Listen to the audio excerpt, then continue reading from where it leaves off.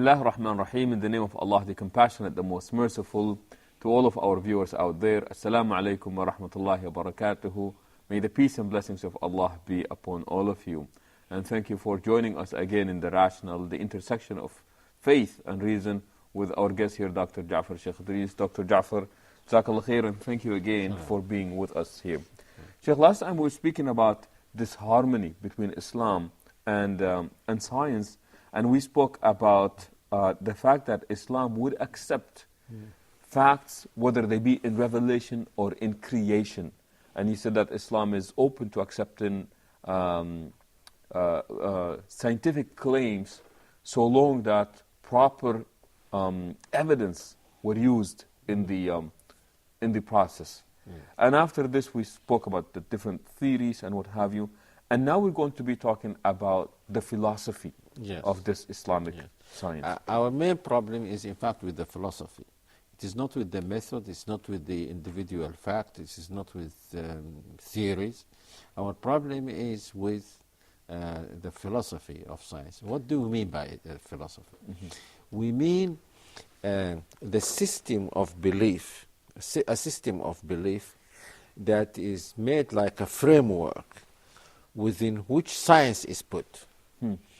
And a long time ago, I told some of my colleagues in a conference in the United States that I believe that the prevailing system now, philosophical system in the world, is an atheistic and materialistic framework, by which I meant that this framework says that only facts that are natural or material are considered to be facts.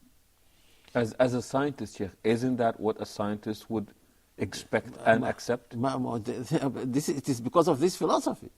It is because of this philosophy. And that the world is self-sufficient, this world is self-sufficient in the sense that every thing that happens in this world must be explained within the world.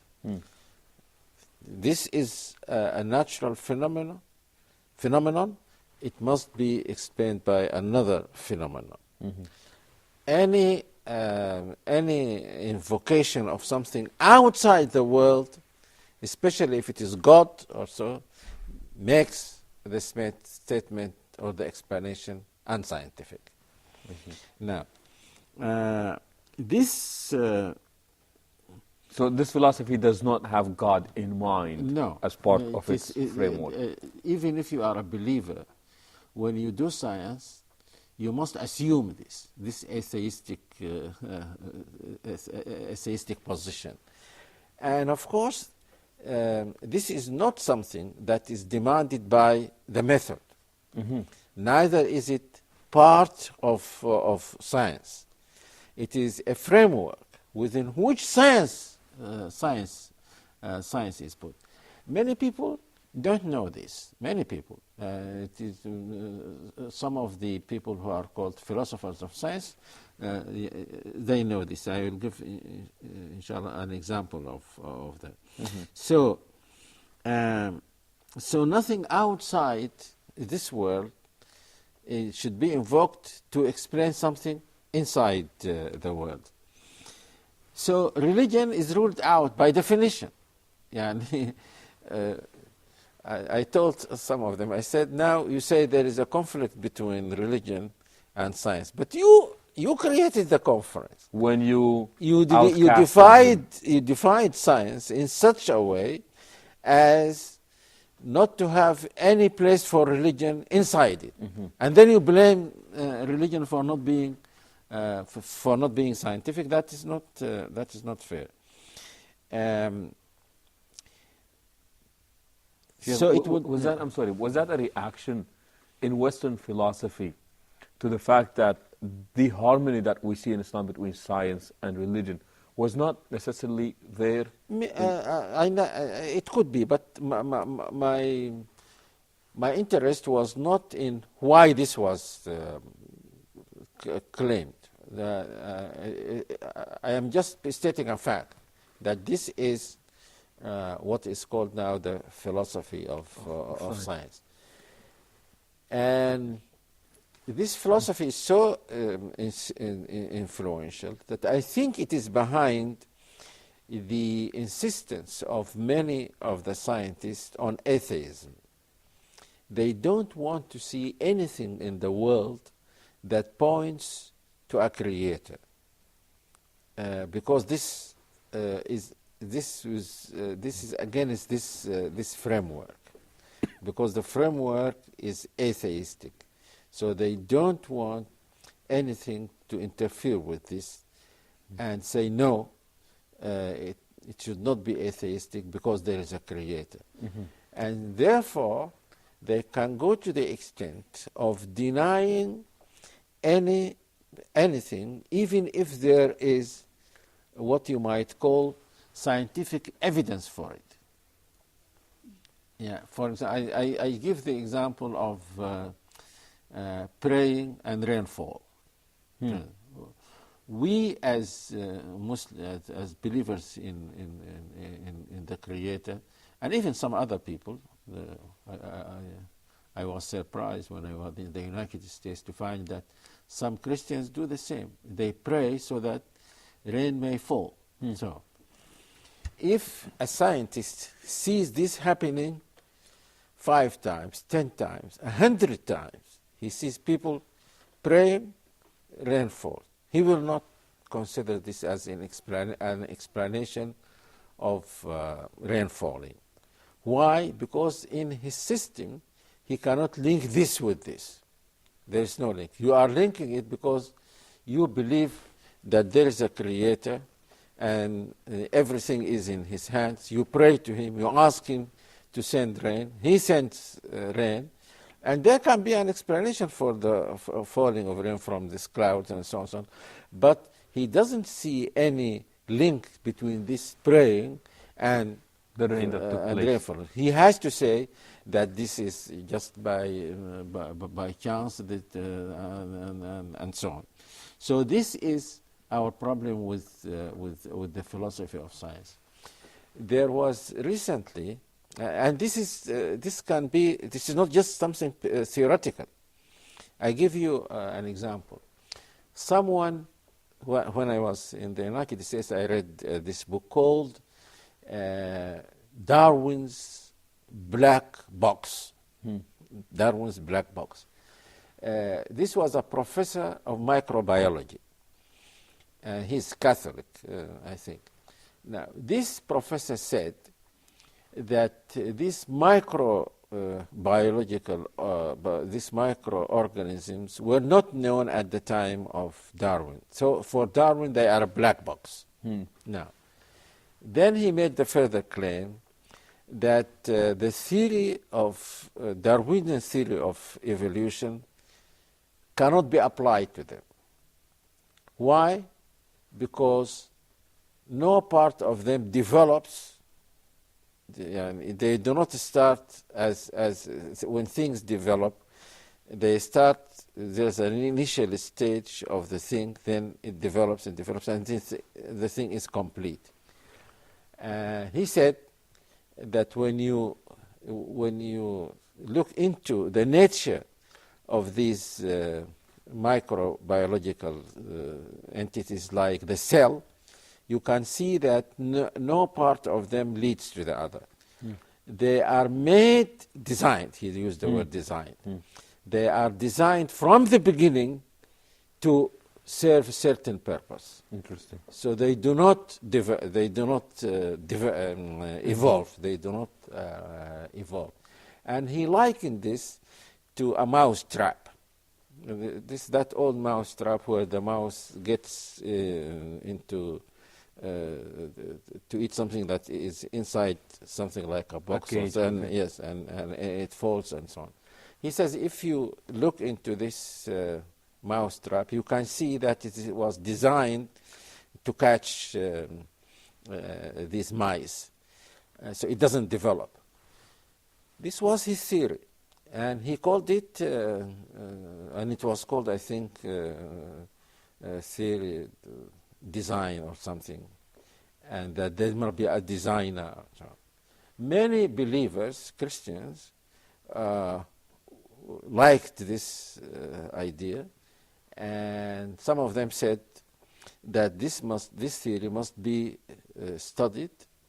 We must give our students, our pupils, the chance to study this along with the theory of evolution. And the board of a school in Pennsylvania decided by majority that this should be taught in the school. But the minority was against this, resort to the court to prevent this, and the court ruled in their favor. In the favor of the minority? Of the minority.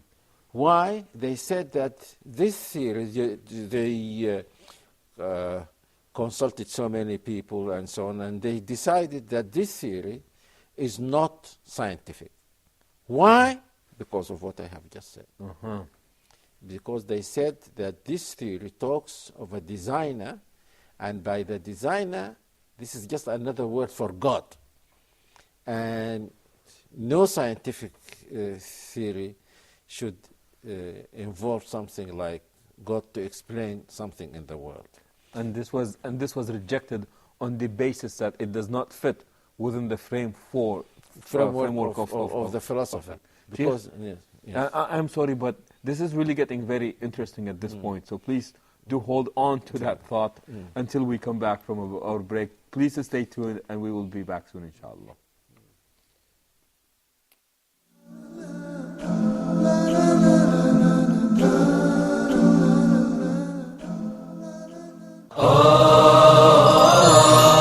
Be proactive.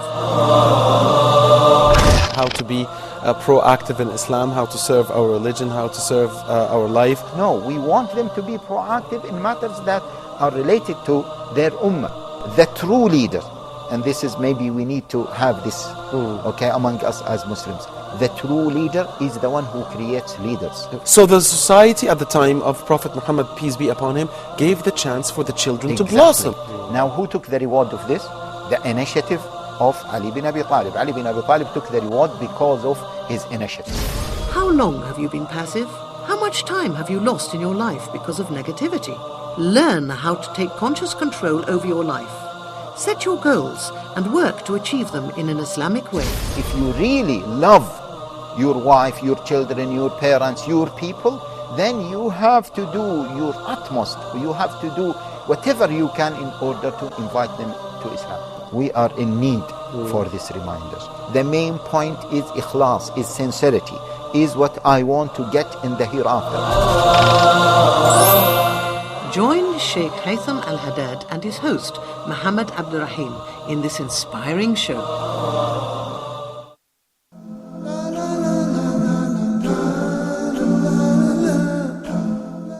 Assalamu alaikum wa rahmatullahi wa barakatuhu, and welcome back again to The Rationale, the intersection of faith and reason, with our guest here, Dr. Jaffar Sheikh Idris. Dr. Jaffar, you were talking about intelligent design, and you were telling us the story of how this was rejected to be taught in a school in Pennsylvania because it did not fit that philosophy or that frame of work that scientists work by. Yes, and this is a very good example of something that is rejected, not because it violates, it is not made according to the scientific method. Because this man made a claim which is apparently a scientific claim. And a scientific claim can be false because it is a claim. But then you should, if you criticize the claim, you can say that your claim is false because of this, because of this. Because you don't say we reject it because it involves intelligent design. Because the man is saying that if you look into the nature of these organisms, you can, and he goes into the details. I am not a scientist, but I read the book. If you go into the nature of these things like the cell, you can see that they cannot evolve. And you can see that they must be designed. So to give a rational falsification of this or objection to it, you can say no, this does not follow, because these can evolve. Your argument is wrong, and so on. But to say that because you said that this points to a creator, then your claim is not scientific? Does this mean that even if there is proof evidence, even if there is clear evidence of something in the world pointing to its creator, you still deny it because it should not do so? And that's why some of them were very embarrassed by the theory of the Big Bang, as we referred to last time. Mm-hmm. Because the Big Bang says there was nothing and then there was something. So this was a problem for many scientists. Where did this come from? And this opened the question of the creator, because if there was nothing and then something came into existence, the question arises, where did it come from? How did it come to be? And so on. So they didn't like this. Some of them rejected the theory because of this kind of philosophy of science. Interesting, Sheikh. I remember one time we were at school and somebody was studying a book, and somebody came over and leaned and said, "What are you studying?" And he said, "I'm studying Tawheed, asserting the oneness of the Creator." And when we looked at the cover of the book, it said, "The cell." And somebody said, how can that be? And it goes back to the fact that there is no dichotomy in Islam in that creation and revelation aspect of getting that knowledge. I think the problem might be as what you said, because many of these people in the West know that there are factual mistakes in what they call scripture, and therefore they don't have any trust. They don't want to bring this into science. But now this man is not saying that I am saying this because it's in scripture. I am saying it because there is what I consider to be enough evidence, and scientific evidence for it. So that's why, just like what we are talking about when we talk about democracy, we will say that people should think for themselves. Here we also suggest that people, Muslims, should have their own philosophy of science. Now, we will not, some people, the moment you say this, I suggested this some time ago, the moment you say it, some people will say, just as in democracy, if you criticize democracy, people will think that you are for dictatorship. Now, if you say this philosophy is wrong, then some people will say, you want to distort the scientific facts to make them suit your religion. No, my religion doesn't even allow me to distort scientific facts, because if I distort scientific facts, I will not be honest even to my religion. So what is the framework that we are saying? We want this framework to be Islamic, in the sense that we will say as Muslims that unlike the secular people, we have two sources of knowledge. They have only one source, and we agree with them that it is a source, the world. How to get facts from the world according to the scientific method, we accept that. But we say that there is another source for which we have rational evidence, and that is the word of the Creator. So if I want to build a science of anything, I should get facts from both sources, especially when if I am talking about something that relates to human beings, like the psychology, Sociology. Yes, something like this, because there is much in religion about psychology, about sociology, about economics, and so on. So, therefore, my discipline should be built on facts drawn from both Sources. Both sources. So I will accept as a fact I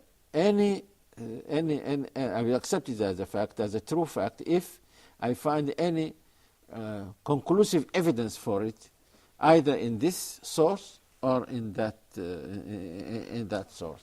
And I think in this way, when I wrote this, some people who were, I don't know what, they were in California also, they specialize in summarizing interesting articles. And they wrote to me. They said, we want you to summarize this article for us because we send it to thousands of people. So, of course, I was very glad that they will do this, and I complied with what they told me. It might be that they were Christians. I mean, I don't know. But there is room for this. We should not always be just imitating people in the West. Very fascinating, Sheikh. This is the last question here, as we're running out of time here. I think earlier you alluded to, even in the Western world, most scientists, I think you said that, were actually believers. You quoted Newton, who was a believer, believed Einstein, and other people who were believers. And I'm just wondering, where does that framework come from, even though a majority of these scientists were actually believers? Yeah, this man that I told about, by the way, he's called Professor Behe, B-E-H-E, who wrote this book. He said that the percentage of believers, unlike, he said, what many people think, he said that the percentage of believers in the scientific community is just like the percentage of it in the larger community. Because many people think that the majority of scientists are atheistic. And he said that this is not true. I don't know, but I blame their religious beliefs. I blame their religious beliefs. You see, had it not been for the fact that, in spite of the defects that find in the religion, had it not been for the fact that they feel, and this is natural, that a person cannot live without religion. Had it not been for this fact, I think that most people would have become atheists. But a person might say, I'm not sure that this is what Jesus said, I'm not sure that this is true, but there is much in the rest of the book that is very good. It talks about morality, it talks about life after death, it talks about God. And what is the alternative? Is the alternative atheism? To say that there is no God, there is no life after death, therefore there is no even good basis for morality and so on. The alternative is not acceptable. So that is why I think many people stick to it. And I think this is good. I personally think that this is, to be a Christian or a Jew, to be Jewish is better than to be an atheist. Sheikh, with all the invitations that are in the Quran to go and reflect and look around and what have you, I'm wondering if there is a limit that Islam puts as to what science can explore. What? What limits? Are there any limits that Islam would put, saying that that's where science stops and that is the end of it? I don't think that science, as it is, and there can be such a limit as far as science as it is understood today. I don't think that there can be, because it is dealing with the natural world, and there is no problem in fact, I think if there were good Muslim scientists, they would investigate and deal with certain problems that the Quran raises. Because science, as we studied in the philosophy of science, is very much influenced by the culture. It is the culture that sometimes poses the questions, and you go and find scientific answers for them. And for example, a question that very much interests me, and I would have looked for a scientific explanation for it if I were a scientist, is the fact that the Quran likens a resurrection of bodies to the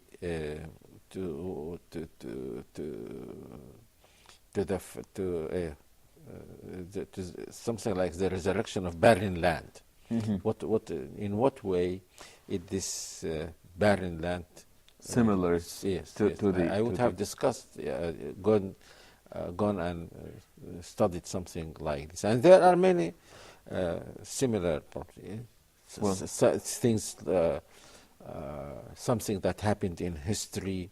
Also, for example, many scientists now, some scientists, I must say, studied some of the stories that were mentioned in the scripture, like that of Noah's Ark. And they said that they found something which might be remnants of Noah's Ark. In fact, one of my friends, you know him, the late Mahjoub Abeid, he was a very intelligent physicist. He told me once that someone wrote about this, and he said that these remnants of the ark were found in an area mentioned in the Bible, and the exact spot mentioned in the Quran. Interesting. Yes.